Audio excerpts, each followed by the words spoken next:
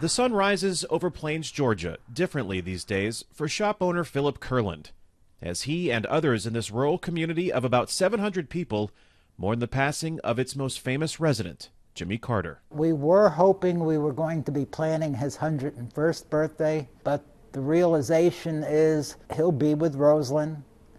He'll be in a far better place, and he's really done as much as he can for the community and for the world at this point. While he was known by the code name Deacon to the Secret Service officers who protected him for nearly 5 decades through more than 140 different countries, Jimmy Carter is more than a former president and humanitarian to those who lived alongside him in the place he called home for a century.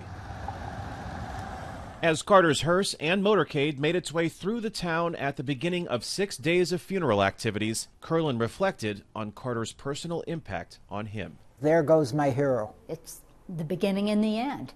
Jill Stuckey is a Carter family friend and superintendent of the Jimmy Carter National Historical Park, which includes his Depression-era boyhood farm outside Plains, where the funeral motorcade paused on its journey through Georgia. So a president starts planning their funeral the day after they're elected. This has been planned for decades. A plan Stuckey and others are faithfully fulfilling as Carter's flag-draped coffin made its way through Georgia. I haven't grieved yet. I'll probably grieve when it's all over with. Kim Fuller is Jimmy Carter's niece, the daughter of his well-known brother, Billy Carter. She's also his neighbor in Plains and carries on his legacy at Maranatha Baptist Church, where Carter taught Sunday school lessons since leaving the White House in 1981. While she admits the funeral activities are keeping her busy, there are difficult moments of reflection.